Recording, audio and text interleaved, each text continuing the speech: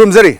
Elite News निम्बिरी बिसिंगबो अहमताराम ओक्चरी मरोइना Elite TV News ना मियाम the लेफ्टना संदोरलेबा अदुम्बा special talk ता ngasi अखोना उनजगदोरिबेसे अते कनासु नते अदुगुम्बा मणिपुर की मिक्सेट पुरकपद नतना मालेमदा मणिपुर सक ताकबदा असोबो थौदांग लोरिबा हंदकता टोक्यो दा पांगथोकिबा अदुगुम्बा ओलंपिक्स ता सिल्वर मेडल फनकबी यामना नहा ओरिबी इचन मिराबाई नि मिराबाई अहमताराम ओक्चरी मिराबाई मरोइना अहमब लाक्सेनिंगसी माई पाकपगी सेलिब्रेशन यामना तौरे होजिकसी मैंने खंगिंग में लेदी मिराबाई कमाइन तौदना हाइरो मसाना से कमाइन पामना सानबिरखिबनो अहानबदा कमाइन सानबिरे ऐसे याम लाइबक फबा इमुंग द पोकपा हाइदने इमुंग से स्पोर्ट्स से लोइना पामजबा हाइबा तारे अददा आइसु स्पोर्ट्स सिददी चंगनिंगबा अदा अइना अहामबददी आइसे आर्चरी सिदा चंगसिरा गाइना सु खरंबा यावे अदुगा अइना क्लास 6 कारकपसदैदा अइखोगी मयामसु खंगबिदमनी ओजा कुजरानी मागी खबरदगा मागी वरी अदगिदी लाइरेक्तगा मागी वरी से अइना तारकपा उरकपा पारकपसिदा आइसु लिफ्टिंग हाइबा मसाना से कमाइन तौबा सानो आइसु लौननाबा होटनागे गाइनागा खंजरकपा हाइतारा बुंग अमा लई फुटबॉल प्लेयर ने मासु माई खुमलंपाक्ता पुये अदा वे लिफ्टिंग सानारंबसे आई उबा अखोई स्टेट वे लिफ्टिंग सेंटर सिदा अदा मोई मयाम सानारंबसे उबसते हेना एंगोंदा कनो तौबा हाइतारे याउनिंगबा मा पोखरबा अदा आई खले आई दरादा हाई वे लिफ्टिंग से याउरगे लिफ्टिंग आई सानारगे ना अदुमाइना आइना खलगा ओजागुनानी वारी सुम माजु खुंगंगदगी होगिबनी हना या वाना चलगा सानाबा होगिबनी गा हाबदा आइसु हेना हदि मेडम ओजागुमना हेना फाव मी म ओइनिंगबदगेना वे लिफ्टिंग के चूज तौगिबनी क्लास क्या बुक्ति कोइना आरसीसी तौबिरे अदु मतुंगदा कोइगी वेट लिफ्टिंग के सानाबा होरखिमनो आइना वे लिफ्टिंग सानाबा होरकपसे इसागी क्लास 7 कारकपदगी आई सानाबा होजरकपने क्लास 7 इसागी तराउमदोय तरामरी सुमाइना हारा माले अदुगी ममांगना अचरी सानरंबा अचरी दी आई सुबाय पाइगिद्रे हाइबा तारे आई खनबा आइसे अदम तिंगेदेगे हौना फैशन गुम्बा सुमाइना लेबसे का हेयर स्टाइल तौरगा तौबसे यामना दु पामदरे ओके आई खमना अचरी से अदम फैशन के तौरगा नानगा ड्रेस सेटलगा काप यावबा यानी गाना सु इसादा खंजरकपा हाइतारे अरेना अचरी से पामजरकपा अचरी से एकदम सुयाव यावगिदे हाइतारे सुम मिंग खतंग पलंबा हाइतारे पामजरुबा ओके यावबदे आई अचरी से सुयाव यावगिदे डायरेक्ट वे लिफ्टिंग से तौरेबा अदु सानाबा होरकपैसे सानाबा होरकपैदा कुंजरानी मखादा सानाबा होरे अदुगा खुमलंपाक तना चपगी वारिसिनि हजिबोक्ता म्यामना काउनरिसि दुगा कमाइना चलकपा अवाबा खुना ताजबदा खुगी ट्रक ड्राइवर म्यामसिना अयंता सिदा खुगी होरोन जे बा खोंगा मिराबाइना चेंथोकपा हाइतारेको अदुमि वारि तौरि कमाइना स्ट्रगल जे तौरे मसि उना होनबदा अहम सानाबा होरकपदे स्टेट वे लिफ्टिंग सेंटर दा ओजा अनिता मदि सर्वोजन अनिगी मखादा सानाबा होरकपने होय अइना सानाबा होरकपसे अदुकी मतिक बागरे हाबिताय वाइदे अखोई सोमगी लाइन गाड़ी से याम थेंगा चले पुंग 3 सुमाइना चले अदुगा लाइन गाड़ी से अमा खक्तंग ओनसु चटपनिना आइदि अयुकी ओइबा अमा खक्तंग से ngana चटपनिना पोट योनबी म्यामसिना दुम कना तौपसे अखोइगी फमनिंगाय सिट लेरक्तबा अदुगुमा म्याममसु प्रॉब्लम लेगी अदा चटबदि यादबनिना मनिंदगा नपगा दमाइना वानागा चटखिबा अदुगा ओजागैना ngana सानादबा यारोय अखोइदे असेंबली पुंग 5 नत्र पुंग 5 मखाइसिदा ओइगदबनि गाना हाना हाइजलकपददा आइसे नंगनबा चटबदि यादबनिना अखोइगी सोंगी इथम मोरांग पेरेंदा चेनबा लेंगोइ पुबा तरक्से खुमलंपाक्ता मोय अदुम चटलेबा मोय लेंगोइ थानाबगिदो अदुइदा मोय याम ngana लाए पुंग 3 दगी हता अदुम हौरगा लाएबा आइना खाना सुमाना मोयदगी मोयजे खामगा आई ngana चट्टादि आइगे सानाबसु ngana थुंगनी दुगा आई सानाबसु रेगुलर नाइगदबा माले खला आइना तता से खामगा अदुम चट्पा हौरेबा अदुगा मोयनासु नुंसिबिबा हाइतारे अदुम नुंतिगी चट्पासे मोयना खंबिबनिना मोयनागा युम यौद्रिङैदा युमगी मपा आई यौरक्तबा मोयना होरोनसे हने पिरकनेबा आई लेरमो हाइबगी टाइपता अखोइ लाए हाइबगी इन्फॉर्म पिलकबगी टाइपता सुमाइना अदुम तौरेबा दुगा आइनागा चट्तबा नुनिते कासे ngasiदि चट्लारोइद्रो गाइनागा थौनावदेगे लाउबिरंबा सुमाइना यामना तौबा यावेबको याम नुंसिबना मोयना याम सपोर्ट तौरे अदुम अनंबा मतमदा आई ताता चट्लगा तंगाता खोइगी मनपुरसिदे बन ꯁꯨ ꯑꯗꯒꯤ ꯁꯨꯝꯕ ꯕꯣꯀꯦꯠ ꯃꯌꯥꯝ ꯑꯃ ꯇꯧꯒꯜꯂꯦꯀꯣ ꯏꯔꯥꯡ ꯊꯣꯛꯄꯒꯤ ꯑꯗꯨꯝꯕ ꯃꯇꯝꯁꯤꯗ ꯃꯣꯏꯅ ꯄꯨꯕꯤꯔꯒ ꯑꯩꯁꯦ ꯈꯨꯃꯟ ꯂꯝꯄꯥꯛꯇ ꯑꯗꯨꯝ ꯊꯥꯗꯕꯤꯔꯝꯃꯒ ꯑꯩꯅ ꯇ꯭ꯔꯦꯅꯤꯡꯁꯦ ꯑꯗꯨꯝ ꯃꯇꯝ ꯆꯥꯅ ꯌꯥꯎꯕ ꯐꯪꯕ ꯁꯨꯃꯥꯏꯅ ꯑꯩ ꯑꯗꯨꯝ ꯃꯣꯏꯅ ꯃꯇꯦꯡ ꯄꯥꯡꯉꯦ ꯍꯥꯏꯇꯥꯔꯦ Okay, isinau taruk la leisa taruk ki khoi ge aton bi ne jo hai yamna sullu na aton bi se ke gal le ado yam lu na su to gan ba hai tare ko adu bu yam thaja da ni mabung mapa sina adagi ibung kya no adu ga iche kya no ꯑꯩ ꯏꯆꯤꯟ ꯏꯅꯥꯎ ꯑꯩꯈꯣꯏ ꯇꯔꯨꯛꯁꯦ ꯏꯕꯨꯡ ꯑꯅꯤ ꯑꯗꯨꯒ ꯏꯆꯦ ꯑꯍꯨꯝꯅꯦ Okay, ꯑꯗꯨꯒ ꯃꯔꯤ oh ade ibung sing na ke tori iche sing na ke tori ꯏꯕꯨꯡ ꯈ꯭ꯋꯥꯏ ꯑꯍꯟꯁꯦ ꯏꯕꯨꯡꯅꯦ ꯑꯩꯒꯤ ꯃꯥꯗꯤ ꯑꯩꯈꯣꯏꯒꯤ ꯔꯥꯖꯄꯨꯔꯒꯤ ꯀ꯭ꯂꯤꯅꯤꯛꯁꯤꯗ ꯑꯩꯈꯣꯏ ꯁꯦꯀꯨꯔꯤꯇꯤ ꯑꯣꯏꯅ ꯂꯩꯕꯅꯦ ꯃꯥꯅ ꯑꯗꯨꯒ ꯑꯩꯒꯤ ꯏꯆꯦꯁꯤꯡꯁꯤꯗꯤ ꯀꯩꯁꯨ ꯇꯧꯗꯦ ꯌꯨꯝꯗ ꯂꯣꯏꯅꯃꯛ yum kai loina pandaraba kamai ꯌꯨꯝ ꯂꯣꯏ ꯄꯥꯜꯂꯦ ꯏꯕꯨꯡ ꯑꯩꯒꯤ ꯍꯦꯛ ꯏꯊꯛꯁꯤꯗ ꯏꯕꯨꯡꯅꯦ ꯃꯥ ꯍꯧꯖꯤꯛ ꯑꯥꯔꯃꯤꯗ ꯂꯩꯔꯤ ꯃꯥꯁꯨ ꯐꯨꯠꯕꯣꯜ ꯄ꯭ꯂꯦꯌꯔꯅꯦ ꯃꯥꯁꯨ ꯐꯨꯠꯕꯣꯜ ꯑꯣꯏꯅ ꯑꯥꯔꯃꯤꯗ ꯆꯪꯈꯤꯕꯅꯦ ꯍꯧꯖꯤꯛ ꯕꯦꯡꯒ꯭ꯂꯣꯔꯗ ꯃꯥꯁꯨ ꯂꯩꯔꯤ asada hoi web dating sanage habiki masana sila kre aduga haji phawda akhigi national gi international gi hai tare ko medal si kyam lor khare aduga hoi tongan ba commonwealth games ki aduga rio gi myam le ko myam na khangning ba state level lagi kamai torok pa aduga national level la kamai yorok khiba dong tambi ꯍꯣꯏ ꯑꯩꯅ ꯍꯦꯛ ꯁꯥꯟꯅꯕ ꯍꯧꯒꯠꯂꯛꯄ ꯗꯒꯤ ꯑꯩꯁꯦ 2009ꯗꯒꯤ ꯑꯩꯅ national ꯑꯃꯗꯤ ꯏꯟꯇꯔꯅꯦꯁꯅꯦꯜꯒꯤ participate ꯇꯧꯕ ꯍꯧꯔꯛꯑꯦ 2009 ꯑꯍꯥꯟꯕꯁꯤꯗ ꯑꯩꯒꯤ ꯌꯨꯠ ꯅꯦꯁꯅꯦꯜ ꯆꯦꯝꯄꯤꯌꯟꯁꯤꯞꯇ ꯑꯩ ꯄꯔꯐꯣꯔꯝ ꯇꯧꯋꯦ ꯃꯅꯤꯄꯨꯔꯗ ꯑꯍꯥꯟꯕ ꯑꯣꯏꯅ ꯑꯩ ꯑꯗꯨꯗꯩꯗ ꯃꯦꯗꯜ ꯂꯧꯕ ꯍꯧꯔꯛꯑꯦ ꯑꯗꯨꯒ ꯑꯗꯨꯗꯒꯤ ꯇꯞꯅ ꯇꯞꯅ ꯅꯦꯁꯅꯦꯜ ꯆꯠꯄꯁꯤ ꯑꯩ 2010ꯗꯒꯤ ꯑꯣꯏꯔ ꯃꯥꯜꯂꯦ ꯑꯩꯒꯤ ꯑꯍꯥꯟꯕ ꯌꯨꯠ ꯆꯦꯝꯄꯤꯌꯟꯁꯤꯞ ꯑꯅ ꯑꯗꯨꯗ ꯑꯩ ꯑꯍꯥꯟꯕ ꯑꯗꯨꯗꯩꯗ ꯑꯩ ꯃꯦꯗꯜ ꯂꯧꯔꯛꯑꯦ ꯒꯣꯜ ꯂꯧꯕ ꯍꯧꯔꯛꯑꯦ ꯑꯗꯨꯗꯒꯤ 2012ꯁꯤꯗꯒꯤ ꯑꯩ ꯀꯦꯝꯁꯤꯗ ꯑꯩ ꯀꯩꯅꯣ ꯇꯧꯕꯒꯤ ꯐꯪꯉꯦ ꯀꯦꯝ ꯆꯠꯄ ꯀꯩꯅꯣ ꯇꯧꯕꯒꯤ ꯑꯗ ꯌꯥꯎꯔꯒ ꯑꯩꯁꯦ ꯇ꯭ꯔꯦꯅꯤꯡ ꯇꯧꯅꯕꯒꯤ ꯃꯣꯏꯅ ꯆꯦ ꯊꯥꯕꯤꯔꯛꯑꯦ ꯑꯗꯣ ꯑꯩ 2012ꯇꯒꯤ ꯑꯩ ꯄꯇꯤꯌꯥꯂꯥꯗ ꯂꯩꯔꯒ ꯑꯩ ꯅꯦꯁꯅꯦꯜ ꯀꯦꯝꯁꯤꯗ ꯑꯩ ꯑꯗꯨꯝ ꯂꯩꯕ ꯍꯧꯔꯛꯑꯦ ꯑꯗꯒꯤ ꯑꯩ 11, 12 ꯁꯨꯃꯥꯏꯅ ꯃꯊꯪ ꯅꯦꯁꯅꯦꯜ ꯑꯃꯗꯤ ꯏꯟꯇꯔꯅꯦꯁꯅꯦꯜꯗ ꯃꯌꯥꯝ ꯑꯃ ꯁꯦꯂꯦꯛꯁꯟ ꯑꯩ ꯐꯪꯉꯛꯑꯦ ꯑꯗꯨꯒ ꯑꯗꯨꯝ ꯑꯗꯨꯗꯒꯤ 2012ꯇꯒꯤ ꯍꯧꯔꯒ ꯍꯥꯏꯇꯥꯔꯦ ꯑꯩꯒꯤ ꯏꯟꯇꯔꯅꯦꯁꯅꯦꯜꯒꯤ ꯀꯩꯅꯣ ꯂꯝꯕꯤꯁꯦ ꯆꯠꯄ ꯍꯧꯔꯦ okay haji phawda akhina mamangi world record thongkiba myam sin nung ko commonwealth games ta aduga leba haji phawda medal kya muk sure phangi ꯃꯦꯗꯜꯁꯦ ꯑꯗꯨꯝ ꯌꯥꯝꯃꯦ ꯈꯔ ꯑꯗꯨꯝ ꯅꯦꯁꯅꯦꯜꯗ ꯑꯗꯨꯝ ꯈꯔ ꯌꯥꯝꯃꯦ ꯍꯥꯏꯇꯥꯔꯦ ꯑꯩ ꯃꯁꯤꯡ ꯊꯤꯕ ꯀꯩꯅꯣ ꯇꯧꯗꯦ ꯏꯟꯇꯔꯅꯦꯁꯅꯦꯜꯗ ꯃꯔꯨ ꯑꯣꯏꯕ ꯍꯥꯏꯔꯒꯅ 2014ꯗꯒꯤ ꯑꯩ ꯀꯃꯟꯋꯦꯜꯊ ꯒꯦꯝꯁꯇ ꯁꯤꯜꯚꯔ ꯃꯦꯗꯜ ꯑꯗꯒꯤ 14ꯗꯒꯤ ꯍꯧꯔꯒ ꯑꯗꯨꯝ ꯖꯨꯅꯤꯌꯔ ꯋꯥꯔꯜड ꯆꯦꯝꯄꯤꯌꯟꯁꯤꯞꯇ ꯑꯩ ꯁꯤꯜꯚꯔ ꯃꯦꯗꯜ ꯁꯨꯃꯥꯏꯅ ꯑꯗꯨꯝ ꯂꯧꯔꯛꯑꯦ ꯑꯗꯨ ꯃꯔꯨ ꯑꯣꯏꯕ 2017ꯗ ꯋꯥꯔꯜഡ് ꯆꯦꯝꯄꯤꯌꯟ ꯑꯣꯏꯔꯦ ꯑꯗꯒꯤ 18, 19 ꯑꯗꯨꯝ ꯃꯦꯗꯜ ꯑꯗꯨꯝ ꯈꯔ ꯌꯥꯝꯅ ꯑꯗꯨꯝ ꯂꯧꯖꯔꯦ ꯍꯥꯏꯕ ꯇꯥꯔꯦ adu yamna nungai gidaba mikup hai tare ko hoi rio olympics ki se sida kari no kitang soi gi base matam da ahamba yawbagi na bachat pra na tragana akhoi gi kai hai tare hakchang gi soi ba haibadi sum na ba yek pa na tragana akhoi gi lei adum lei hibra body gi du kamai to ꯍꯣꯏ ꯑꯩꯅ ꯍꯣꯏ ꯈ꯭ꯋꯥꯏꯗꯒꯤ ꯑꯍꯥꯟꯕ ꯑꯣꯂꯦꯝꯄꯤꯛꯁꯤ ꯑꯩꯒꯤꯁꯨ ꯑꯉꯥꯡ ꯑꯣꯏꯅꯁꯨ selection ꯇꯧꯕ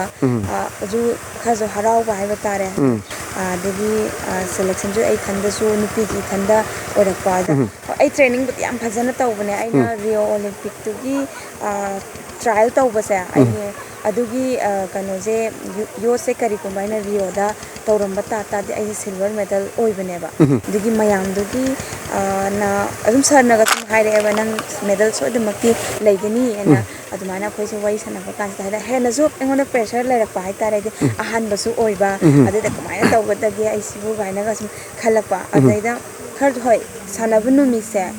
ꯀꯔꯤꯅꯣ ꯑꯩꯒꯤ ꯈꯪꯗꯦ ꯅꯨꯃꯤꯠꯁꯤꯗ ꯑꯃꯨꯛꯇ ꯇꯧꯗꯕ ꯊꯕꯛ ꯍꯥꯏꯕ ꯇꯥꯔꯦ ꯍꯥꯏꯗꯤ ꯑꯩꯅ ꯆꯠꯂꯤꯗꯣ ꯑꯩꯅ ꯊꯣꯛꯇꯣꯔꯤꯕꯗꯣ ꯊꯥꯡꯒꯠꯇꯣꯔꯤꯕꯗꯣ ꯀꯔꯤꯅೋ ꯍꯥꯏꯅ ꯑꯩꯁꯦ ꯈꯪꯗꯕꯤꯗ ꯄꯨꯔꯥ ꯅꯔꯚꯁ ꯑꯃ ꯆꯠꯈꯤꯕ ꯍꯥꯏꯇꯥꯔꯦ stage ꯃꯊꯛꯁꯤꯗꯩꯁꯤꯗ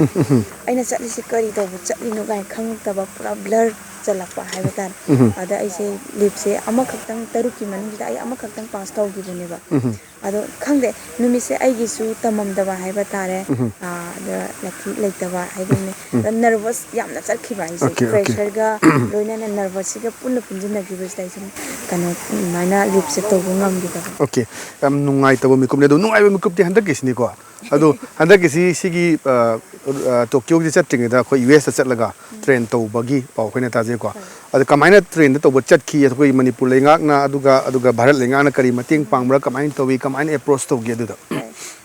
hoi ai ahambada 2020 se da ahamba Asian Championship aina clean and jerk go kano record world record to giba adugi mamangda adi lockdown hek mamang matung da ba tare aduga ai se nin hoga lakka chai se injury ki chance wang pa hai tare di tha ani le pu bu da hek yot paisan ba kan da hakchang muscle je katang down to giba do cover to ba ngamak ta ba adai ne sarkar da ai hai sports minister amdi koi gi prime minister da ina request tawe sta ina request tawe ai USA salaga training tawba pani ai hoji tha ani pura lepu pagi ai muscle je recover tawba ngamde aduga ai injury tor ku chance yamna wanga lei ai mama ayo Asian Championship ai gi kanu gi Tokyo Olympics gi last qualifying oidori ne ba ai gi khwai gi maru oi ba competition hai ba tare Asian Championship ti mamang de adai da ai si performance ai phajana utpa ngamna ba ai USA da ai thabi yo ai training tawge na sumaina ai request tawba kan da moina yam tuna thabi ai se duga yamna su mateng oi ba hai tare di aiga USA da tawminari ba physiotherapy se yamna khangba yamna nungai ba hai tare masama lifters oi ba aina ai gi chance da nari se karamai tawbano adu muscle se kamaina recover thuno ohengani gaina khangba ja sumaj yam hen ba hai tare da sanabusdai adum yam to na improve orak pa aingonda adai da ai se Asian Championship ju recovery ka loina anaba se oiraga training su phajana improve oiraga ai Asian Championship da bronze lawraga clean and jerk ai world record thambang ngam na yam support oji ba tare moi gi ada le ba US ta le ba train ku to hai tare ko aduga le ba equipment hai tare ko aduga hoi India da le siga sum khara khena bu phangba aduga sai da kari khena ba khena ba se kari su leite leibogi di training akoi ada foreign course ka tawraga tumain training tawrubati natte ai gi sa gi course to adum puraga dum chachawne equipment loina mak chap manana amarom dadi ai gi oji patela da sai lairi se yam phajawa equipment kanoni pura Olympic center ka tawraga sumaina loina laibane adubu suko physio gi matang sumada khara haiba tare ko sumaina khoi heng nar ko matam da tuna khoi gi recover tawngai se khara tang wat pa haiba tare di sumnatagi physio haraga khoi gi hakchang da kadang namaga kano tawraga release tawraga dang natte ba karamba exercise piraga magi muscle je thuna recover tawgani sumaina sumba je khara khangba hai tare adu dagi su khara tang India dagi tang hele kano sina asom mapalam sina aduga adum khara cha na ba thak na ba gida kitang moina adi kitang facility kitang phajaba adu ma hai tare India da di khara ngai di mit chawa yaw de ko adu sumaina koina sab ga se khara ngai di haina bas yawe haina da bas yawe adu gum ta kadang khena bani atai atopa training gi system kai ka gi ko su khena ba lai tare India yam adum top oi ba khom ne na ya okay am nungai makha ta ba khoi gi Mirabai gi adum medal phangbagi nungai ba mikup ki wari makha chachadring da ai marak sida aten ba break am tang lojage break ki matung da Mira gi adum ba nungai gi mikup tu miam no pawdam jage tamo kaino lo sandribo as kharanga na chase na haraga kaino sibo kai se pina sibo haima covid ki vaccine kap thau se na ngana du phazna hainai dudi ai haksang ka stok de ai ka poi nate haksang ka stok do ba ngoni da ka pa kai ka de ai ka poi haisine tamo narak dringai dana isana hana sexual hona phatro kap thok puna phatabra ba ho yare section mana dum ka puro ai ka poi as khangdre da kamai ngana do no khangdre ai phare adu de ai chalu khige pungo mama inda ka puge ko papa ga leramo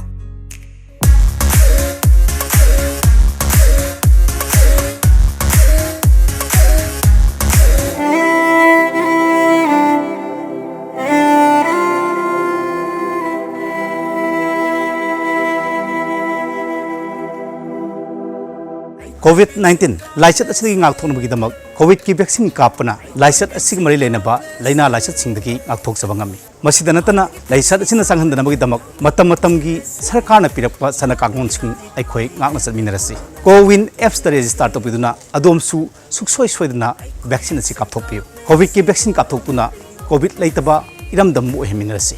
aikhoi vaccine kaple se aikhoi vaccine ka place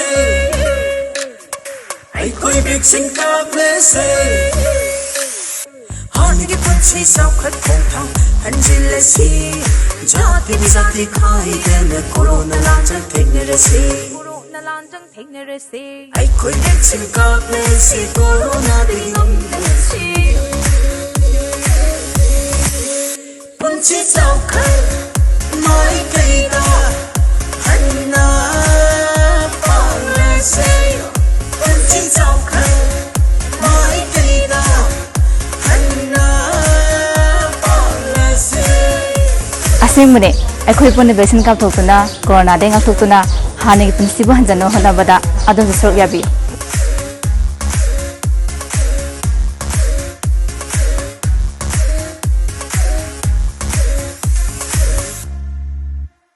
break मतुंगदा ma'am तराम ओक्चरी हजिक मखा ताना अखोई मीराबाईना ngसागी medal फंगबा मिकुप हाइबा तारे silver medal फंगबा मिकुप ता मान करी फावगिबा मतमदु करी निंजंगिबा हाइबदो लासिके मेरा मरोइना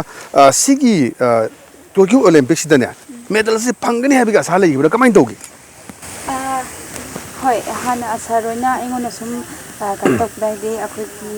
Olympic की क्वालिफाइंग तौरबा मतुंग सिदैदा अखोगी वर्ल्ड की ओइना रैंकिंग पिरकपसे सिदैदा आई सेकेंड दुम लाए को वर्ल्ड रैंकिंग से सेकेंड हम लाइरे रसना दुम जो हाय नंग कन्नबु खोनरदी वर्ल्ड फर्स्ट क्लास तौबा याय अना सुम हाय एमाना जो मेडल अमदु सोदा मकी लौबा ngамगनी एना मा असरसना दुम आई विजय शर्मा सरसे सिसना दुम एंगोंदा हारपा अना होय सर आई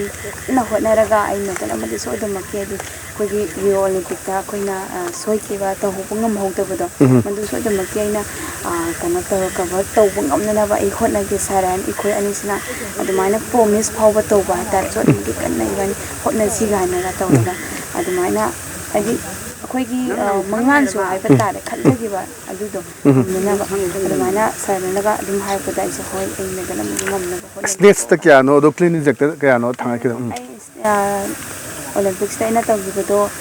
स्नेक्स ता 87 तौगिबने ना अदुवा क्लीन इंजेक्टर 115 थांगिबन अदुदा थांगपदा ngamhौदो क्या थागे 170 ला थागिबदो 117 से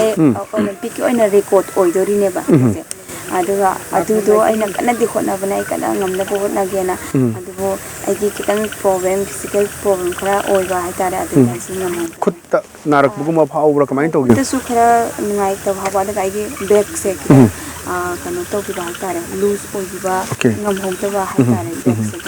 अदा एक हावला पुदाइगी बैक से हाइबे आरा थेक्तो पुदाइ गंदा ना फावबा ओके नत्रगदी अखोई गोल्ड मेडल फंगो चांस लेमने अदो सिल्वर मेडल फंगे मिकुप तुदा कमाइन फावगी नुंगाइ फावे आई गोल्ड मक फंगौद्रबसु आई फेल ओइतासु नाहतंग जुदा सिल्वर मेडल कंफर्म ओइरेको आइना फंगिसे ओलंपिक तनिको काउथोकुबदि नाहतंग आइदि कइनो आइसे ओलंपिक त मेडल लौरबरा ओरबरा गाइना नाहतंग खनबा यावे नाहतंग खले अदा सरना नंग सिल्वर मेडल फंगबने अखोइगी मंगलान यामदे मसिदि नंग लोइना मंफावना हले गाइना सरना इंगोंदन सिनगा हक तौबदुदा आइसे ऐसे अचौबा अमदि कना तौरेको मयामदि अमदि आई पीबा ngамमेको काइना तौरगा यामना हराउबा अमा ओइगी अदुगा ख्वाइदगी निंजिंगबा अमना आइना सानाबा थोअमदाइदा इमा बाबा से आई खोरमजरगा थोएबको अदा कोइ खुंगंगी मिसिंसना हाइबा म लैगी नंग कन्ना सानारो नंगी तमता कोइ दिंगा सिसे चा अमता चाद्रबनिको चाका चादंगै नंग येंगदोइनी नंगने हेक सानाबा लोइद्रि बुक्ते कोइ पुमनमक नंगी दमते सिंगबौदा थक्तना कोइ लाइनिंगदोइनिको गाइना हारकपदा मदु अदुदो निंजंग पाइतारा आइना मेडल लौबा कांदा ओ मोय मयामना आइगी दमकता यामना वाबीको गाइना अदुना ngasi ai medal se phangba ngamibani ko gaina ga ingonda khanjabado adumaina ai phang हेक माइ पा मतुंगदा कनादा हन कॉल तोबी तानिंगी खंगनिंगी मयाम से खंगनिंगी बिवर मयाम ना ai yumda dum hana call tawwe ai batare imoi yam harawe yam busy su oirame aina call tawbadi da yam haraw manbagi ada ai hek imoi da dum hana ai silver khangmobudi khangnaraba खंग ओय TV दा उरगा सु होय la aina haining bodo ai silver medal phangne gaina aduma ai yumda dum call tawbi okay अदुगा आहार म call तोरो की बसे मणिपुर दगी ओइबे याय नत्रगा इंडिया दगी ओइबे याय से अतोप स्टेट दगी ओइबे यारगा मे कनान कॉल तोरो की ai nek sana bolorapa sida akoi ki yamna ngaiba yamna ꯑꯆꯧꯕ ꯃꯣꯃꯦꯟ ꯍꯥꯏꯕ ꯇꯥꯔꯦ ꯁꯤ ꯑꯩꯈꯣꯏꯒꯤ ꯁꯥꯟꯅꯕ ꯂꯣꯏꯔꯛꯄꯒꯤ ꯄꯨꯡꯈꯥꯏ ꯑꯃꯒꯤ ꯃꯇꯨꯡꯗ ꯑꯩꯈꯣꯏꯒꯤ ꯚꯥꯔꯠꯁꯤꯒꯤ ꯄ꯭ꯔꯥꯏꯝ ꯃꯤꯅꯤꯁꯇꯔ ꯃꯣꯗꯤꯖꯤꯅ ꯑꯩꯉꯣꯟꯗ ꯀꯣꯜ ꯇꯧꯔꯛꯑꯒ ꯃꯤꯔꯥ ꯅꯪꯅ ꯑꯩꯈꯣꯏꯒꯤ ꯚꯥꯔꯠꯁꯤꯕꯨ ꯑꯋꯥꯡꯕ ꯃꯤꯡꯗ ꯊꯥꯡꯒꯠꯂꯦ ꯅꯨꯄꯤ ꯃꯆꯥ ꯅꯪꯅ ꯑꯆꯧꯕ ꯑꯩꯈꯣꯏꯒꯤ ꯃꯤꯡ ꯑꯃ ꯊꯥꯡꯒꯠꯄꯤꯔꯦ ꯑꯩ ꯌꯥꯝ ꯍꯔꯥꯎꯏ ꯌꯥꯝ ꯅꯨꯡꯉꯥꯏ ꯚꯥꯔꯠꯇ ꯂꯩꯔꯤꯕ ꯈꯨꯗꯤꯡꯃꯛꯀꯤ ꯀꯩꯅꯣꯁꯦ ꯅꯪꯅ ꯋꯥꯡꯅ ꯊꯥꯡꯒꯠꯄꯤꯔꯦ ꯑꯁꯨꯃꯥꯏꯅ ꯑꯩꯉꯣꯟꯗ ꯀꯣꯜ ꯇꯧꯔꯒ ꯍꯥꯏꯔꯛꯄꯗꯣ ꯃꯗꯣ ꯑꯩꯒꯤꯗꯤ ꯈ꯭ꯋꯥꯏꯗꯒꯤ ꯅꯨꯡꯉꯥꯏꯕ ꯀꯩꯅꯣ ꯍꯥꯏꯇꯥꯔꯦ ꯃꯤꯀꯨꯞ ꯍꯥꯏꯕ ꯇꯥꯔꯦ ꯍꯥꯏꯗꯤ ꯊꯥꯖꯗꯕꯗꯣ ꯌꯥꯝꯅ ꯚꯥꯔꯠꯁꯤꯒꯤ ꯄ꯭ꯔꯥꯏꯝ ꯃꯤꯅꯤꯁꯇꯔ ꯑꯃꯅ ꯍꯥꯏꯅ ꯀꯣꯜ ꯇꯧꯔꯒ ꯑꯩꯉꯣꯟꯗ ꯀꯣꯡꯒ꯭ꯔꯦꯆꯨꯂꯦꯁꯟꯒ ꯇꯧꯔꯛꯄꯗꯨꯗꯤ ꯌꯥꯝꯅ ꯊꯥꯖꯗꯕ ꯌꯥꯝ ꯅꯨꯡꯉꯥꯏꯕ ꯑꯩꯉꯣꯟꯗ ꯄꯣꯛꯈꯤ ꯃꯗꯨꯒꯤ ꯃꯇꯨꯡꯗ ꯆꯤꯞ ꯃꯤꯅꯤꯁꯇꯔ ꯃꯅꯤꯄꯨꯔꯒꯤ ꯆꯤꯞ ꯃꯤꯅꯤꯁꯇꯔ ꯇꯧꯔꯛꯈꯤꯕꯁꯦ ꯀꯔꯝ ꯀꯥꯟꯗ ꯇꯧꯔꯛꯈꯤꯕꯅ ꯀꯃꯥꯏꯅ ꯇꯧꯏ ꯀꯀꯥꯅ ꯇꯧꯔꯛꯑꯦ ꯑꯗꯨ ꯑꯩ ꯌꯨꯝꯗ ꯗꯣꯞ ꯇꯦꯁ ꯇꯧꯔꯨꯔꯕ ꯃꯇꯨꯡ ꯀꯩꯅꯣ ꯑꯣꯏꯔꯣ ꯌꯨꯝꯗ ꯚꯤꯂꯦꯖꯇ ꯍꯜꯂꯛꯑꯕ ꯃꯇꯨꯡꯁꯤꯗ ꯌꯥꯝ ꯇꯣꯏꯅꯕꯨꯗꯤ ꯇꯧꯖꯔꯛꯑꯝꯃꯦ ꯁꯔꯁꯦ ꯀꯀꯥꯅꯀꯣ ꯑꯩꯉꯣꯟꯗ ꯍꯥꯏꯗꯤ ꯑꯩ ꯐꯣꯟꯗꯣ ꯂꯝꯕꯤꯗ ꯂꯥꯛꯄꯗ ꯀꯩꯅꯣ ꯇꯧꯈꯤꯗꯕ ꯅꯦꯠꯋꯥꯛ ꯐꯪꯈꯤꯗꯕꯗꯨꯗ ꯑꯩꯁꯦ ꯄꯥꯏꯕ ꯉꯝꯃꯛꯇꯣꯏꯅ ꯀꯣꯟꯅ ꯀꯣꯜ ꯕꯦꯛ ꯇꯧꯕ ꯀꯥꯟꯗ ꯁꯨꯃꯥꯏꯅ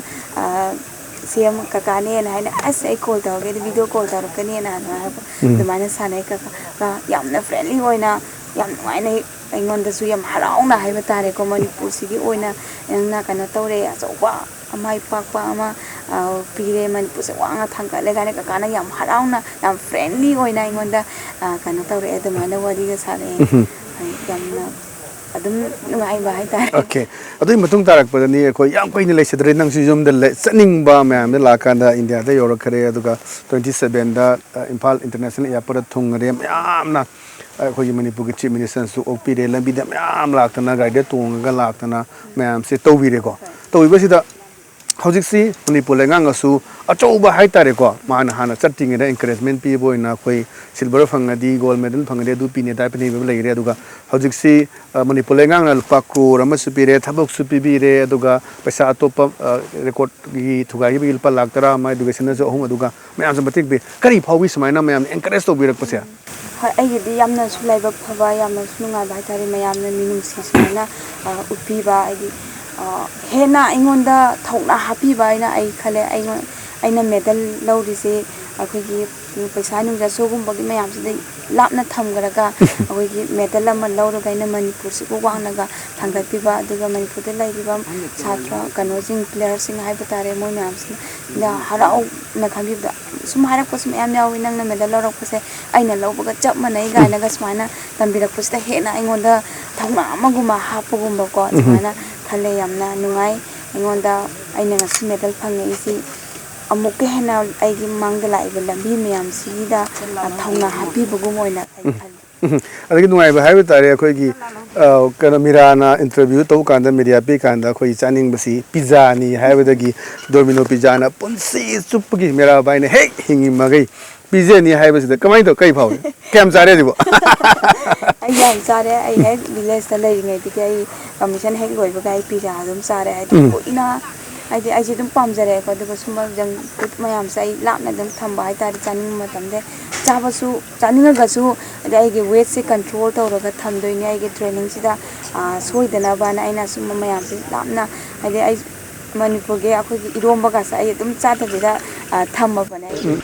ꯆꯥꯅꯤꯡꯉꯁꯨ ꯑꯗꯨꯝ ꯅꯣꯡꯃꯗꯗꯤ ꯑꯗꯨꯝ ꯅꯣꯡꯃ ꯑꯗꯨꯝ ꯆꯥꯒꯦꯀꯣ ꯍꯧꯖꯤꯛꯀꯤꯗꯤ ꯑꯩ ꯗꯥꯏꯠꯁꯦ ꯑꯣꯏꯅ ꯃꯦꯟꯇꯦꯟ ꯇꯧꯒꯦꯀꯣ ꯑꯩꯅ ꯈꯜꯂꯒ ꯑꯩ ꯁꯨꯃꯥꯏꯅ ꯇꯧꯔꯒ ꯍꯣꯏ ꯌꯥꯝ ꯆꯥꯔꯦ ꯑꯩ ꯍꯧꯖꯤꯛ ꯍꯦꯛ ꯏꯟꯗꯤꯌꯥ ꯊꯣꯛꯂꯛꯄꯗꯒꯤ ꯗꯣꯃꯤꯅꯣꯁꯅ ꯑꯩꯉꯣꯟꯗ ꯑꯗꯨꯝ ꯃꯌꯥꯝ ꯑꯃ ꯄꯤꯖꯥ ꯄꯤꯔꯛꯑꯦ ꯗꯤꯜꯂꯤꯗ ꯑꯩ ꯂꯩꯔꯤꯉꯩꯗ ꯃꯣꯏꯅ ꯃꯌꯥꯝ ꯅꯨꯡꯁꯤꯕꯗꯒꯤ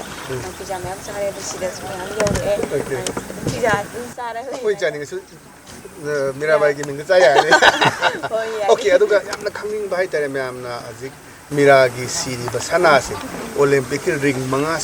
ꯁꯤꯁꯦ ꯁꯤ ꯋꯥꯔꯤꯁꯦ ꯌꯥꯝ ꯈꯪꯅꯤꯡꯕ ꯍꯥꯏꯇꯥꯔꯦ ꯃꯌꯥꯝꯅꯀꯣ ꯀꯃꯥꯏꯅ ꯃꯁꯤ ꯏꯃꯥꯅ ꯁꯥꯕꯤꯈꯤꯕ꯭ꯔꯥ ꯑꯗꯨꯒ ꯔꯤꯌꯣꯒꯤ ꯃꯇꯝꯗꯒꯤ ꯁꯤꯔꯛꯑꯕ꯭ꯔꯥ ꯅꯠꯇ꯭ꯔꯒꯅ ꯀꯔꯝ ꯀꯥꯟꯗꯒꯤ ꯁꯤꯔꯦ ꯁꯤ ꯀꯃꯥꯏꯅ ꯇꯧꯋꯤ ꯃꯁꯤ ꯔꯤꯌꯣꯒꯤ ꯃꯇꯨꯡꯗ ꯁꯥꯕꯅꯦ ꯑꯩꯁꯦ ꯀꯃꯣꯏ ꯒꯦꯝꯁ ꯆꯠꯂꯝꯗꯥꯏꯗ ꯑꯩ ꯁꯥꯕꯅꯦ ꯁꯤ ꯑꯩꯅ ꯁꯨꯝ ꯈꯟꯖꯔꯛꯄ ꯍꯥꯏꯇꯥꯔꯦ ꯑꯩꯅ ꯔꯤꯌꯣꯗ ꯀꯩꯁꯨꯝꯇ ꯇꯧꯕ ꯉꯝꯍꯧꯗꯕꯗꯣ ꯑꯩꯅ ꯁꯨꯝ ꯈꯟꯕ ꯑꯣꯂꯦꯝꯄꯤꯛꯀꯤ ꯀꯩꯅꯣ ꯑꯃ ꯈꯨꯗꯝ ꯑꯃ ꯑꯩꯉꯣꯟꯗ ꯁꯨꯝ ꯊꯝꯕ ꯇꯥꯔꯗꯤ ꯑꯩ ꯏꯁꯥꯗ ꯄꯛꯑꯒ ꯂꯩ ꯇꯥꯔꯗꯤ ꯑꯩꯁꯦ ꯀꯩ ꯑꯐꯕ ꯍꯥꯏꯗꯤ ꯑꯩꯉꯣꯟꯗ ꯁꯨꯝ ꯈꯜꯂꯛꯄ ꯍꯥꯏꯇꯥꯔꯦ ꯄꯨꯛꯅꯤꯡꯁꯤꯗꯀꯣ ꯊꯝꯅꯤꯡꯉꯤ ꯍꯥꯏꯕꯒꯤ ꯀꯩꯅꯣ ꯑꯃꯁꯦ ꯑꯩꯉꯣꯟꯗ ꯁꯨꯝ ꯐꯥꯎꯔꯛꯄ ꯑꯗ ꯑꯩꯅ ꯏꯃꯥꯗ ꯍꯣꯏ ꯑꯩꯁꯦ ꯂꯤꯛ ꯑꯣꯏꯅ ꯁꯥꯒꯦ ꯈꯜꯂꯝꯃꯦ ꯑꯗꯨ ꯂꯤꯛꯇꯤ ꯑꯩ ꯁꯥꯔꯣꯏ ꯑꯩ ꯃꯦꯗꯜ ꯂꯧꯒꯗꯣꯏꯅꯦꯅ ꯑꯩꯁꯨ ꯑꯗꯨꯝ ꯈꯟꯕꯗ ꯏꯃꯥꯗ ꯑꯩꯅ ꯁꯨꯃꯥꯏꯅ ꯌꯨꯔꯣꯒꯤ ꯁꯨꯃꯥꯏꯅ ꯑꯣꯂꯦꯝꯄꯤꯛꯀꯤ ꯔꯤꯡ 5 ꯁꯨꯃꯥꯏꯅ ꯀꯣꯟꯕ ꯂꯩꯕꯅꯦꯅ ꯑꯩꯅ ꯐꯣꯇꯣ ꯏꯃꯥꯗ ꯊꯥꯔꯒ ꯆꯠꯂꯒ ꯏꯃꯥꯗ ꯁꯨꯃꯥꯏꯅ ꯁꯥꯕꯤꯔꯛꯑꯣ ꯑꯩ ꯁꯥꯅ ꯁꯥꯔꯒ ꯑꯩ ꯆꯤꯜꯂꯒ ꯏꯊꯟꯗ ꯁꯨꯝ ꯁꯤꯗꯒꯤꯁꯨ ꯃꯣꯇꯤꯚꯦꯁꯟ ꯑꯣꯏꯕ ꯍꯥꯏꯕ ꯇꯥꯔꯦ ꯑꯩ ꯁꯤꯃꯗ ꯁꯨꯝ ꯆꯠꯂꯒ ꯃꯦꯗꯜ ꯑꯃ ꯂꯧꯅꯕ ꯑꯩꯁꯨ ꯑꯗꯨꯝ ꯍꯣꯠꯅꯒꯦꯀꯣ ꯍꯥꯏꯅ ꯈꯟꯖꯔꯒ ꯏꯁꯥꯗ ꯄꯛꯅꯔꯒ ꯊꯝꯈꯤꯕ ꯍꯥꯏꯇꯥꯔꯦ ꯏꯃꯥꯅ ꯁꯨꯃꯥꯏꯅ ꯁꯥꯔꯒ ꯑꯩꯉꯣꯟꯗ ꯄꯤꯕꯤꯈꯤꯕ ꯅꯨꯡꯁꯤꯕ ꯃꯤꯀꯨꯞꯅꯤ ꯑꯗꯨ ꯌꯥꯝꯁꯨ ꯐꯖꯕ ꯑꯗꯨꯒ ꯑꯗꯨꯃꯛꯅꯁꯨ ꯑꯩꯈꯣꯏ ꯑꯆꯧꯕ ꯊꯧꯅꯥ ꯂꯤꯡꯖꯦꯜ ꯑꯃꯁꯨ ꯄꯤꯌꯦꯅ ꯈꯜꯂꯤ ꯑꯗꯨꯒ ꯍꯧꯖꯤꯛꯁꯤ ꯃꯌꯥꯝꯅ ꯃꯤꯔꯥꯒꯤ ꯈꯪꯅꯤꯡꯕ ꯃꯌꯥꯝ ꯑꯃ ꯂꯩꯌꯦꯕꯀꯣ ꯈꯪꯅꯤꯡꯕꯗꯤ ꯑꯗꯨꯝꯅꯤ ꯃꯇꯝꯁꯨ ꯌꯥꯝ ꯂꯩꯇꯦ ꯃꯤꯔꯥꯒꯤ ꯈ꯭ꯋꯥꯏꯗꯒꯤ ꯄꯥꯝꯖꯕ ꯍꯤꯟꯖꯥꯡꯁꯤ ꯀꯩ ꯀꯥꯡꯁꯣꯏ ꯌꯥꯝꯅ ꯄꯥꯝꯃꯦ ꯑꯩꯁꯦ ꯑꯗꯒꯤ ꯀꯥꯡꯁꯣꯏꯒꯤ ꯑꯗꯨꯝ ꯑꯅꯧ ꯑꯄꯦꯠ ꯀꯥꯡꯁꯣꯏ ꯍꯥꯏꯇꯥꯔꯦ ꯈꯥꯃꯦꯟ ꯀꯥꯡꯁꯣꯏ ꯁꯨꯝꯕ ꯃꯌꯥꯝꯁꯦ ꯁꯤ ꯑꯩ ꯀꯥꯡꯁꯣꯏꯁꯦ ꯑꯗꯨꯝ ꯍꯥꯟꯅꯗꯒꯤ ꯍꯧꯅ ꯑꯗꯨꯝ ꯄꯥꯝꯃꯦ ꯈ꯭ꯋꯥꯏꯗꯒꯤ ꯄꯥꯝꯖꯕ ꯀꯂꯔꯁꯤ ꯀꯩꯅꯣ ꯑꯩ ꯑꯉꯥꯡꯕꯁꯦ ꯑꯗꯨꯝ ꯄꯥꯝꯃꯦ ꯑꯉꯥꯡꯕ ꯑꯗꯨꯝ ꯑꯅꯝꯕꯅ ꯁꯦꯠꯀꯠꯂꯦ ꯑꯩ ꯑꯗꯒꯤ ꯇꯣꯉꯥꯟ ꯇꯣꯉꯥꯟꯕ ꯁ꯭ꯄꯣꯔꯠ ꯄ꯭ꯂꯦꯌꯔꯁꯤꯡꯁꯤꯒꯤ ꯃꯥꯒꯤ ꯐꯦꯚꯣꯔꯥꯏꯠ ꯃꯌꯥꯝ ꯑꯃ ꯂꯩꯀꯣ ꯑꯗꯨꯒ ꯍꯣꯕꯤꯁꯤ ꯀꯩ ꯑꯣꯏ ꯑꯗꯨꯝ ꯑꯩ ꯍꯣꯕꯤꯁꯦ ꯑꯩ ꯏꯁꯩꯒꯨꯝꯕ ꯇꯥꯕ ꯑꯗꯨ ꯏꯁꯩꯒ ꯑꯗꯨꯝ ꯉꯪꯕꯒꯨꯝꯕ ꯁꯨꯝꯕ ꯑꯗꯨꯒ ꯑꯩꯈꯣꯏꯒꯤ ꯆꯦ ꯄꯦꯄꯔꯅ ꯁꯦꯝꯕ ꯑꯩꯈꯣꯏꯒꯤ ꯂꯩ ꯅꯨꯡꯒꯨꯝꯕ ꯍꯥꯏꯕ ꯇꯥꯔꯦꯀꯣ ꯌꯦꯛꯄ ꯈꯣꯠꯄꯗꯤ ꯑꯩꯗꯤ ꯄꯥꯝꯗꯦ ꯑꯗꯨꯒ ꯗꯤꯖꯥꯏꯟꯒꯨꯝꯕ ꯁꯨꯝꯕ ꯁꯦꯝꯕ ꯁꯤꯒꯨꯝꯕꯁꯦ ꯑꯩ ꯑꯗꯨꯝ ꯍꯣꯕꯤ ꯑꯣꯏꯅ ꯑꯗꯨꯝ ꯌꯨꯝꯗ ꯀꯩꯒꯨꯝꯕ ꯑꯣꯐ ꯁꯤꯖꯟ ꯍꯥꯏꯇꯥꯔꯦ ꯑꯩꯈꯣꯏ ꯁꯦꯇꯔꯗꯦꯒꯨꯝꯕ ꯁꯟꯗꯦꯒꯨꯝꯕ ꯁꯨꯝꯕꯁꯤꯗ ꯑꯩ ꯑꯗꯨꯝ ꯇꯧꯋꯦ ꯌꯥꯝ ꯅꯨꯡꯉꯥꯏꯕ ꯑꯗꯩ ꯈꯪꯅꯤꯡꯕ ꯃꯌꯥꯝ ꯂꯩ ꯃꯅꯤꯄꯨꯔ ꯑꯩꯈꯣꯏꯒꯤ ꯁ꯭ꯇꯥꯔ ꯍꯥꯏꯇꯥꯔꯦ ꯍꯧꯖꯤꯛ ꯏꯟꯇꯔꯅꯦꯁꯅꯦꯜ ꯁ꯭ꯇꯥꯔꯅꯤ ꯍꯧꯖꯤꯛ ꯃꯤꯔꯥꯅ ꯑꯣꯏꯔꯤꯁꯦ ꯁ꯭ꯇꯥꯔꯁꯤꯁꯨ ꯃꯥꯅ ꯄꯥꯝꯖꯕ ꯂꯩ ꯑꯗꯨꯃꯥꯏꯅ ꯃꯅꯤꯄꯨꯔ ꯐꯤꯜꯝꯒꯤ ꯂꯝꯁꯤꯗꯁꯨ ꯈ꯭ꯋꯥꯏꯗꯒꯤ ꯄꯥꯝꯖꯕ ꯑꯦꯛꯇꯔ ꯑꯦꯛꯇ꯭ꯔꯦꯁꯁꯤ ꯀꯅꯥ ꯃꯅꯤꯄꯨꯔꯒꯤꯁꯤꯗ ꯑꯩ ꯁꯣꯃꯥ ꯑꯗꯨꯝ ꯑꯩ ꯈꯔ ꯃꯥꯒꯤ ꯂꯝꯗ ꯑꯗꯨꯝ ꯈꯔ ꯅꯨꯡꯉꯥꯏꯖꯩ ꯌꯦꯡꯕꯗ ꯑꯗꯨꯝ ꯃꯥ ꯑꯗꯨꯒ ꯑꯩꯈꯣꯏꯒꯤ ꯍꯤꯔꯣꯗ ꯑꯩꯈꯣꯏꯒꯤ ꯗꯥ ꯀꯧꯕꯗ ꯇꯧꯅꯈꯤꯕꯗ ꯕꯣꯅꯤꯁꯦ ꯃꯥꯁꯦ ꯌꯥꯝꯅ ꯑꯗꯨꯝ ꯑꯩꯉꯣꯟꯗ ꯐꯤꯂꯝ ꯈꯨꯗꯤꯡꯃꯛꯇ ꯑꯗꯨꯝ ꯍꯥꯏꯇꯥꯔꯦ ꯑꯇꯣꯞꯄ ꯈꯨꯗꯤꯡꯃꯛꯇꯁꯨ ꯃꯥꯁꯦ ꯌꯥꯝꯅ ꯑꯗꯨꯝ ꯌꯥꯝ ꯅꯨꯡꯉꯥꯏ ꯀꯣꯃꯦꯗꯤꯕꯨꯗꯨ ꯑꯣꯏꯔꯁꯨ ꯌꯥꯝꯅ ꯋꯥ ꯉꯥꯡꯕ ꯑꯁꯨꯝ ꯌꯥꯝ ꯅꯨꯡꯉꯥꯏꯕ ꯍꯥꯏꯇꯥꯔꯦ ꯃꯥꯁꯦ ꯇꯥꯕ ꯈꯣꯠꯄꯗ ꯃꯥ ꯄꯥꯝꯖꯩ ꯈ꯭ꯋꯥꯏꯗꯒꯤ ꯃꯅꯤꯄꯨꯔꯒꯤ ꯐꯤꯜꯝꯗ ꯌꯦꯡꯅꯤꯡꯕ ꯐꯤꯜꯝ ꯍꯥꯏꯇꯥꯔꯦꯀꯣ ꯃꯇꯝꯕꯨꯗꯤ ꯌꯥꯝ ꯐꯪꯉꯝꯃꯣꯏ ꯌꯦꯡꯕ ꯈꯣꯠꯄꯁꯦ ꯄꯥꯝꯖꯈꯤꯕ ꯑꯗꯨ ꯈ꯭ꯋꯥꯏꯗꯒꯤ ꯐꯖꯕꯗꯤ ꯅꯠꯇ꯭ꯔꯒꯁꯨ ꯄꯥꯝꯖꯕ ꯍꯥꯏꯇꯥꯔꯦꯅꯦꯀோ ꯀꯔꯤ ꯐꯤꯂꯝꯅ ꯑꯣꯏ ꯑꯩꯅ ꯁꯨꯝ ꯍꯣꯏ ꯑꯅꯧꯕ ꯍꯧꯖꯤꯛ ꯀꯩꯅꯣ ꯇꯧꯕ ꯆꯠꯈꯤꯕ ꯍꯥꯏꯇꯥꯔꯦ ꯏꯅꯝꯃꯥꯅ ꯊꯣꯛꯂꯛꯈꯤꯕꯗꯣ ꯑꯗꯣ ꯑꯗꯨꯝꯕꯁꯨ ꯌꯥꯝꯅ ꯅꯨꯡꯉꯥꯏ ꯍꯥꯏꯇꯥꯔꯦ ꯑꯗꯨꯒ ꯊꯥꯏꯅꯒꯤꯁꯨ ꯑꯩ ꯑꯗꯨꯝ ꯌꯦꯡꯉꯦ ꯂꯝꯖꯥ ꯄꯁꯨꯔꯥ ꯀꯥꯏꯅꯒ ꯁꯨꯝ ꯃꯌꯥꯝ ꯑꯃ ꯂꯩꯒ ꯑꯗꯨ ꯑꯩ ꯂꯝꯖꯥ ꯄꯁꯨꯔꯥ ꯌꯥꯝ ꯌꯦꯡꯉꯦ ꯌꯥꯝ ꯃꯁꯤꯡ ꯌꯥꯝꯗ꯭ꯔꯦ ꯍꯥꯏꯇꯥꯔꯦ ꯕꯣꯂꯤꯋꯨꯗꯀꯤꯗꯤ ꯑꯦꯛꯇꯔ ꯑꯦꯛꯇ꯭ꯔꯦꯁꯁꯤ ꯀꯅꯥ ꯕꯣꯂꯤꯋꯨꯗꯇ ꯑꯩ ꯑꯗꯨꯝ ꯍꯥꯏꯈ꯭ꯔꯦ ꯑꯩ ꯁꯜꯃꯥꯟ ꯈꯥꯟꯁꯦ ꯑꯗꯨꯝ ꯌꯥꯝ ꯄꯥꯝꯖꯩ ꯃꯥꯒꯤ ꯕꯤꯛ ꯕꯣꯁꯁꯦ ꯑꯗꯨꯝ ꯑꯅꯝꯕꯅ ꯑꯗꯨꯝ ꯌꯦꯡꯉꯦ ꯑꯗꯨꯒ ꯍꯤꯔꯣꯏꯟ ꯍꯤꯔꯣꯏꯟꯗꯗꯤ ꯑꯩ ꯀꯩꯁꯨ ꯊꯣꯏꯗꯣꯛꯄꯗꯤ ꯂꯩꯇꯦ ꯑꯗꯨꯒ ꯑꯅꯨꯁꯀꯥ ꯑꯗꯨꯝ ꯑꯣꯀꯦ ꯑꯗꯣ ꯉꯁꯥꯏ ꯍꯣꯕꯤꯗ ꯄꯟꯕꯤꯈꯤꯕ ꯑꯩꯈꯣꯏꯒꯤ ꯃꯤꯔꯥꯕꯥꯏꯁꯦ ꯏꯁꯩꯁꯦ ꯈꯔ ꯉꯪꯉꯤ ꯍꯥꯏꯌꯦꯕꯀꯣ ꯏꯁꯩ ꯃꯇꯦꯛ ꯈ꯭ꯋꯥꯏꯗꯒꯤ ꯄꯥꯝꯅꯩ ꯑꯩ ꯏꯁꯩ ꯇꯥꯖꯕ ꯋꯥꯅꯤ ꯑꯩ ꯁꯛꯄꯗꯤ ꯍꯩꯖꯗꯦ ꯃꯇꯦꯛ ꯑꯃ ꯁꯛꯅꯤ ꯃꯌꯥꯝꯅ ꯌꯦꯡꯅꯤꯡꯒꯅꯤ ꯑꯩꯈꯣꯏꯅꯁꯨ ꯑꯇꯣꯞꯄ ꯆꯦꯅꯦꯜꯗ ꯎꯈ꯭ꯔꯦ ꯃꯇꯦꯛ ꯑꯃ ꯁꯛꯄ ꯑꯩ ꯀꯩꯁꯨ ꯍꯩꯇꯦ ꯑꯗꯣ ꯈꯪꯗꯦ ꯑꯗꯨꯝ ꯀꯥꯎꯁꯨ ꯑꯗꯨꯝ ꯀꯥꯎꯊꯣꯛꯑꯦ ꯃꯇꯦꯛ ꯑꯃꯗꯪ ꯉꯪꯁꯤ ꯊꯥꯏꯅꯒꯤ ꯍꯣꯏ ꯑꯗꯨꯝ ꯅꯨꯡꯁꯤꯕ ꯑꯩꯅꯁꯨ ꯑꯗꯨꯝ ꯍꯣꯏ ꯃꯌꯥꯝꯁꯨ ꯑꯗꯨꯝ ꯁꯛꯈꯤꯕ ꯆꯨꯝꯗꯣꯏꯔ ꯆꯨꯝꯃꯣꯏꯗꯣꯏꯔꯗꯤ ꯈꯪꯗ꯭ꯔꯦ ꯑꯩꯁꯨ ꯑꯗꯨꯝ ꯁꯛꯑꯒꯦ ꯃꯇꯦꯛ ꯑꯃ ꯅꯨꯡꯉꯥꯏꯅꯤ ꯑꯩꯈꯣꯏꯒꯤ ꯏꯂꯤꯠ ꯇꯤꯚꯤꯒꯤ ꯚꯤꯌꯨꯋꯔꯁꯤꯡ ꯑꯗꯨꯃꯥꯏꯅ ꯈꯪꯅ ꯈꯪꯍꯧꯗꯦ ꯑꯩꯈꯣꯏꯒꯤ ꯏꯁꯨꯡ ꯏꯃꯥꯟꯅꯕꯤꯒꯤꯁꯤꯡꯗ ꯍꯥꯏꯕ ꯇꯥꯔꯦꯀꯣ ꯈꯪꯅ ꯈꯪꯍꯧꯗꯦꯀꯣ ꯍꯧꯈꯔꯦ ꯃꯇꯝꯗꯣ ꯀꯂꯛꯏꯀꯣ ꯀꯂꯛꯏ ꯕꯤꯗ꯭ꯌꯥ ꯁꯈꯤ ꯈꯪꯅ ꯈꯪꯍꯧꯗꯦꯀꯣ ꯍꯧꯈꯔꯦ ꯃꯇꯝꯗꯣ ꯀꯂꯛꯏꯀꯣ ꯀꯂꯛꯏ ꯕꯤꯗ꯭ꯌꯥ ꯁꯈꯤ ꯚꯦꯔꯤ ꯅꯥꯏꯁ ꯌꯥꯝ ꯊꯤ ꯐꯖꯩ ꯈꯣꯟꯖꯦꯜꯁꯨ ꯐꯖꯩ ꯑꯗꯣ ꯃꯈꯥ ꯇꯥꯅꯗꯤ ꯂꯥꯛꯏꯁꯦ ꯑꯩꯈꯣꯏ ꯃꯌꯥꯝꯅ ꯁꯣꯁꯤꯌꯦꯜ ꯃꯤꯗꯤꯌꯥꯗ ꯍꯥꯏꯇꯥꯔꯦꯀꯣ ꯃꯌꯥꯝ ꯑꯩꯈꯣꯏ ꯎꯖꯕ ꯍꯥꯏꯇꯥꯔꯦ ꯍꯣꯏ ꯃꯅꯤꯄꯨꯔ ꯂꯩꯉꯥꯛꯅꯁꯨ ꯂꯨꯄꯥ ꯀ꯭ꯔꯣꯔ ꯑꯃ ꯑꯗꯒꯤ ꯂꯥꯛ 10 ꯑꯃ ꯂꯥꯛ 3 ꯑꯃ ꯄꯤꯕ ꯂꯩꯔꯦ ꯑꯇꯣꯞꯄ ꯃꯤꯗꯤꯌꯥꯁꯤꯡꯁꯦ ꯑꯩꯈꯣꯏꯒꯤ ꯍꯧꯖꯤꯛ ꯄꯥꯟꯅꯔꯤꯁꯤꯡꯁꯤ ꯍꯔꯌꯥꯅꯥꯅ ꯑꯗꯨꯅ ꯑꯗꯨ ꯀꯥꯏꯅ ꯁꯤ ꯃꯤꯔꯥꯕꯥꯏꯗ ꯁꯤꯒꯤ ꯏꯟꯐꯣꯔꯃꯦꯁꯟ ꯂꯩꯕ꯭ꯔꯥ ꯀꯃꯥꯏꯅ ꯇꯧꯋꯤ ꯃꯁꯤꯁꯦ ꯑꯩꯉꯣꯟꯗ ꯍꯧꯖꯤꯛꯐꯥꯎꯒꯤꯗꯤ ꯀꯅꯥꯝꯇ ꯁ꯭ꯇꯦꯠ ꯈꯨꯗꯤꯡꯗꯒꯤ ꯁꯨꯃꯥꯏꯅ ꯄꯤꯌꯦ ꯈꯣꯠꯀꯦ ꯍꯥꯏꯕꯒꯤ ꯏꯟꯐꯣꯔꯝ ꯑꯩꯉꯣꯟꯗ ꯀꯔꯤꯝꯇ ꯂꯩꯇ꯭ꯔꯤ ꯑꯩꯁꯨ ꯈꯪꯗꯦ ꯁꯨꯃꯥꯏꯅ ꯇꯧꯕꯁꯤ ꯍꯥꯏꯅꯔꯤꯁे ꯑꯩꯉꯣꯟꯗꯗꯤ ꯍꯥꯏꯇꯥꯔꯦ ꯀꯔꯤꯝꯇ ꯏꯟꯐꯣꯔꯝ ꯑꯝꯇ ꯂꯥꯛꯇꯦ ꯑꯩꯉꯣꯟꯗ ꯁꯨꯝꯃꯠꯇꯒꯤ ꯑꯩꯈꯣꯏꯒꯤ ꯃꯅꯤꯄꯨꯔ ꯁ꯭ꯇꯦꯠꯅ ꯄꯤꯕꯤꯕ ꯁꯤ ꯈꯛꯇꯗ ꯑꯩ ꯍꯧꯖꯤꯛ ꯂꯩꯖꯔꯤꯁꯦ ꯑꯇꯣꯞꯄꯒꯤꯗꯤ ꯑꯩꯉꯣꯟꯗ ꯍꯧꯖꯤꯛ ꯀꯔꯤꯝꯇ ꯂꯥꯛꯇ꯭ꯔꯤꯌꯦ ꯑꯗꯣ ꯃꯤꯔꯥꯕꯥꯏ ꯃꯇꯝꯁꯨ ꯂꯣꯏꯁꯤꯜꯂꯛꯄꯁꯤꯗ ꯑꯩꯈꯣꯏ ꯃꯅꯤꯄꯨꯔꯒꯤ ꯋꯦꯠ ꯂꯤꯐꯇꯤꯡꯒꯤ ꯍꯧꯖꯤꯛ ꯂꯩꯔꯤꯕ ꯇ꯭ꯔꯦꯟꯁꯦ kamaini leiri masi yamna inspire oiba sanaroi myam su leini Mirabai ngasi malemda mingche purakpa India gi account hangdana medal hangna tori bisida akhoi gi haji leiriba weightlifting gi hoi Manipur lenga su gym ama amogi gym ama sani haibagi khoi posu leire aduga haji leiba train se kamai leiri hena masida khoi improve ohen ba aduga kamai to han lagadi hena phagani haibu phone thambi hoi weightlifting gi ona so dum thamage weightlifting da adum अखोगी खरा कितंग अखोगी साना नबा हाय तारे whole हाय बतारे equipment सिंग खरा दुं वाट पोइना अदुम उई होय अखोगी आगी हौरफम state centre सिदासु आइना दुम येंगजबा कांदा हानगी प्लेटफॉर्म दुदा मयाम से अदुम क्रिक इनाना अदुम सानारी होजेक से प्लेटफॉर्म मरी खक्तने अजुदा लाइरेसे वेटलिफ्टिंग कनो सिदैदा ada sidai nupa nupi punna inaraga sanabadongna tawe aduga ifun yamna fattana ure haiba tare manungse asugumba singje akhoi ke sentok adi state weightlifting center oina tongana gumba hangtoga thambiba sumaina sima ai kana tawba pame di hongtokpa change tawba gumba pame aduga akhoi asumaina center jing phajana magi machak mathum loina mak phajana thamta di Manipur se hena अखोगी weightlifting सिदे ओरसु अतोपा event को ओरसु हेना चौखटपो ओरकनी ने खालेदि सानाबुंग लैत्रगदि कराय सानानिंगसु अखोई सानाबम खंगदे सानाबो लैते अदना सानाबुंग याम मफम साना थंबा याम दरकार ताय गसमाना थंबिरति हेनासु अफबा हौजी weightlifting जे Manipur दगी अदुम कना तौरे हारे याम लैते हाइबा तारे सानाजिंगसु मफमदो लैतबगी लापनासु लाकपगी कीबगी सुगम मयाम मा लैबदगी सु सानाबो ngamjadaba kaya ama lay aduna hogi khungangda oiragasu adi sanabung ama mafum sana thambiba adi khungangda laga sana ba khumapang tanna chatpa ngamjadaba singgi adi anakpa mafum sida khungangsida masabiraga sumaina men chauna thambi tadi sanabang laita di koi Manipur se players hena puthokpa ngamgani habase ai ajani okay matam sula silenga sai matam yam pibire aduga miragi khwaidagi nungai gi ba mikup hai tare ko punsi haji baugi sida khwaidagi nungai gi ba mikup sikram boy masine haji urjini manamna aina chahi kya changna saga charakpa olympic ta medal lawba asini sidagi hena nungai ba amana mayam sina aina ek yumda tholakpa kanjida mayamna akhoi hoji covid ki marak sidasu mayamna ibu nungsi biduna risisa okpi gani haiduna lakpa kaithoktuna lakhiba singsidagi hena nungai ba amta thengmadre hai tare idana Manipur da laiba khudi maksi yamna thagatli aina yamna nungsi jai mokhoi myam sine yamna ingonda support pi yamna minungsi upi bajai gidi yamna nungai ba aduga punsi da khwaidagi nungai gi da ba hai tare ko awaba oiyo mikup hai tare ngasi bokta dum ngasi boki stage sida kawba ngamda ba awaba mikup sikaram boy hai 2018 Commonwealth Games ki matungda aise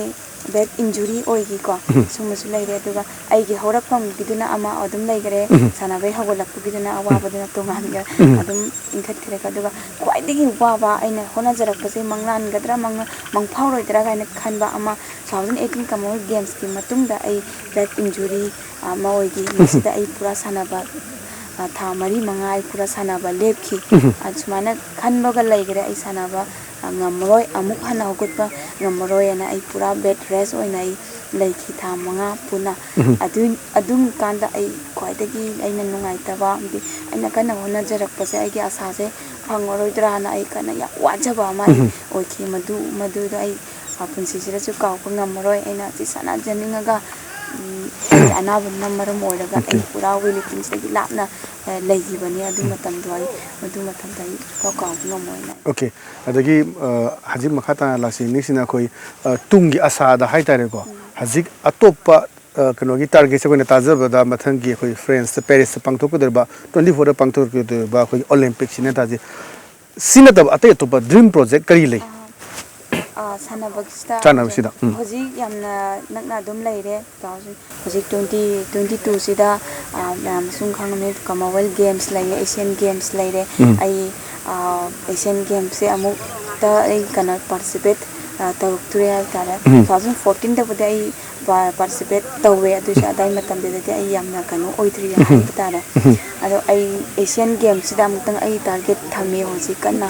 ꯑꯃꯨꯛꯇꯪ ꯑꯩ medal ꯑꯦꯁꯤꯌꯥꯟꯁꯤꯗ ꯋꯦꯠꯂꯤꯐꯇꯤꯡꯒꯤ ꯑꯣꯏꯅ ꯀꯅꯥꯝꯇꯅ ꯂꯧꯕ ꯂꯩꯇ꯭ꯔꯤ ꯍꯥꯏꯕ ꯇꯥꯔꯦ ꯑꯗꯣ ꯑꯩꯅ ꯑꯃꯨꯛꯇꯪꯗꯤ ꯃꯦꯗꯜꯁꯦ ꯑꯦꯁꯤꯌꯥꯟ ꯒꯦꯝꯁꯤꯗ ꯇꯥꯔꯒꯦꯠ ꯇꯧꯔꯒ ꯑꯃꯨꯛꯇꯪ ꯃꯦꯗꯜ ꯂꯧꯕ ꯉꯝꯅꯅꯕꯅ ꯑꯩ ꯑꯦꯁꯤꯌꯥꯟ ꯒꯦꯝꯁꯤꯗ ꯗꯥꯏꯔꯦꯛ ꯐꯣꯀꯁ ꯇꯧꯋꯤ ओके अदुग तुंगी सादा अखोई तोंगान तोंगानबा बॉक्सिंग गी हाइरो बॉक्सिंग गी अफाव अफाव मैम सी मगी एकाडमी लिंगदना मैम सी तंबीना भोना बिदो हाई होई मतम अमा लाखिनी अदुबुदि हजि वाले अदुबु तुंगी फ्यूचर गी हाइ तारे को अदुम आशा करी ड्रीम लेबी ꯑꯩ ꯂꯩ ꯑꯗꯨꯝ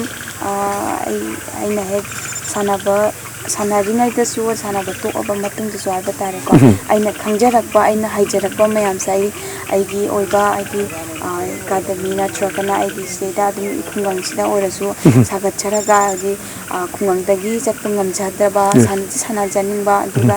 ꯗꯥꯏꯠꯀꯤ ꯈꯜꯂꯨꯔꯒ ꯍꯦꯛ ꯊꯥꯕ ꯉꯝꯖꯗꯕ ꯁꯤꯒꯨꯝꯕ ꯁꯥꯇ꯭ꯔꯁꯤꯡꯁꯦ ꯑꯩ ꯁꯣꯏꯗꯅꯃꯛꯀꯤ ꯇꯥꯛꯄꯤꯕ ꯇꯝꯕꯤꯅꯕ ꯑꯩ ꯀꯟꯅ ꯍꯣꯠꯅꯒꯦ ꯍꯥꯏꯕꯁꯦ ꯑꯩ ꯍꯥꯟꯅꯗꯒꯤ ꯍꯧꯅ ꯑꯗꯨꯝ ꯈꯟꯖꯔꯦ ꯍꯥꯏꯗꯤ ꯏꯁꯥꯗ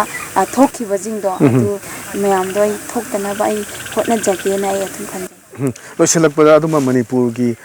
सिम्बा वेल बिटिंगबु सानबा अदु ngasi इंस्पिरेशन अम पीरिबा स्ट्रगल मयाम अवाब मयाम लीबा होनबा अदुदी ली मखैजु लोइबे नारो हाजि ngasi बगी स्टेज लाकपसिदा अदु अवाब दो कौथोकजि वानादि होनरे हाबदो मयाम खंगमजि नुंगाइब्रमदा अवाब सकरि अवाब बोइरें खनगिनि नुंगाइब्रम संगा कांदा लोसलकपसिदा अदुम्बा इंस्पिरेशन लेबम मयाम सिदा करी मेसेज पिबिनिंग हाइब होय अवाबसे लीने अदुम कसु कना तौदबने ꯌꯥꯝꯅ ꯅꯨꯡꯉꯥꯏ ꯍꯥꯏꯗꯤ ꯐꯅ ꯑꯗꯨꯝ ꯍꯥꯏꯅꯕꯁꯨ ꯂꯩꯕꯅꯦ ꯋꯥꯔꯤꯡꯈꯩ ꯑꯗꯨꯝ ꯀꯩꯅꯣ ꯇꯧꯔꯛꯀꯅꯤ ꯅꯣꯡꯃꯇ ꯅꯨꯡꯉꯥꯏꯔꯗꯤ ꯅꯨꯡꯉꯥꯏꯕꯗꯣ ꯑꯣꯏꯔꯛꯀꯅꯤ ꯀꯥꯏꯅ ꯑꯗꯣ ꯍꯣꯏ ꯍꯥꯟꯅ ꯋꯥꯕ ꯀꯣꯟꯅ ꯅꯨꯡꯉꯥꯏꯕ ꯁꯤꯅꯦ ꯑꯗꯣ ꯍꯧꯖꯤꯛꯇꯤ ꯑꯩ ꯑꯗꯨꯝ ꯃꯥꯏ ꯄꯥꯛꯄ ꯃꯤ ꯑꯃ ꯍꯥꯏꯕꯗꯣ ꯑꯗꯨꯝ ꯑꯣꯏꯔꯕꯅꯤꯅ ꯑꯩ ꯑꯗꯨꯝ ꯅꯨꯡꯉꯥꯏꯕ ꯍꯥꯏꯕꯗꯣ ꯑꯣꯏ ꯑꯗꯨꯅ ꯁꯨꯃꯥꯏꯅ ꯑꯗꯨꯝ ꯑꯩꯈꯣꯏ ꯄꯨꯟꯅ ꯍꯥꯏꯕ ꯇꯥꯔꯦ ꯄ꯭ꯂꯦꯌꯔꯁ ꯂꯣꯏꯅꯃꯛꯇ ꯑꯩ ꯑꯗꯨꯝ ꯍꯥꯏꯖꯅꯤꯡꯉꯦ ꯍꯧꯖꯤꯛ ꯍꯧꯒꯠꯂꯛꯄꯗꯗꯤ ꯀꯟꯅ ꯍꯣꯠꯅꯕ ꯌꯥꯝꯅ ꯃꯊꯧ ꯇꯥꯏ ꯑꯐꯕ ꯑꯗꯒꯤ ꯑꯆꯧꯕ ꯃꯤ ꯑꯃ ꯑꯣꯏꯒꯦ ꯍꯥꯏꯇꯥꯔꯗꯤ ꯌꯥꯝꯅ ꯈꯥꯡ ꯀꯟꯕ ꯁꯤꯒꯨꯝꯕꯁꯦ ꯑꯣꯏꯕ ꯌꯥꯝꯅ ꯗꯔꯀꯥꯔ ꯑꯣꯏ ꯑꯗꯨꯅ ꯑꯩ ꯁꯨꯝ ꯄ꯭ꯂꯦꯌꯔꯁꯤꯡꯗ ꯑꯗꯨꯝ ꯗꯦꯗꯤꯀꯦꯠ ꯇꯧꯔꯒ ꯑꯩ ꯃꯌꯥꯝ ꯀꯟꯅ ꯍꯣꯠꯅꯃꯤꯟꯅꯁꯤ ꯈꯥꯡ ꯀꯟꯕ ꯌꯥꯝꯅ ꯃꯔꯨ ꯑꯣꯏ ꯑꯗꯨꯅ ꯁꯤꯒꯨꯝꯕ ꯑꯆꯧꯕ ꯃꯤ ꯑꯃ ꯑꯣꯏꯒꯦꯅ ꯈꯟꯕ ꯇꯥꯔꯗꯤ ꯅꯨꯡꯉꯥꯏꯕ ꯃꯤꯀꯨꯞꯁꯤ ꯌꯦꯡꯅꯕꯒꯤꯗꯃꯛꯇ ꯑꯆꯧꯕ ꯊꯧꯅꯥ ꯐꯕ ꯊꯧꯅꯥ ꯍꯟꯗꯕ ꯁꯤꯒꯨꯝꯕ ꯑꯃ ꯑꯣꯏꯒꯗꯕꯅꯤꯅ ꯌꯥꯏ यम नुंगाइजे मेरा यम मतम अचन बकाय थोक पिरे ngasi o elite tv news team ga unadana warai batai sanaba tan batungi asada asian games ki adugumba medal longna biga asa aduga mathang game laktoiba paris ta pangthok ke derba adugumba akhigi olympic te su sana ge medal product na hajik lei rebastagi hena farak tuna aduga manipur bu sak takpada achauba adumba mai pakpa oibiu haibu famsi elite tv gi makhai de hamjari thank you very much ngasi adumba elite tv gi special talk matang asarisinje mathang episode ta tonganba manipur gi adumba literacy gi lam do we sports to ebe yai music gi lam do ebe adum mem do unajara kanda makhoina live ta kamaina horakpa aduga madugi stage lan thokana ngasi gi stage se kamaina lakhi abdu mem da pagdum jage ngasi gi di mem da gi kane na ba thang ne jeri pinebirasi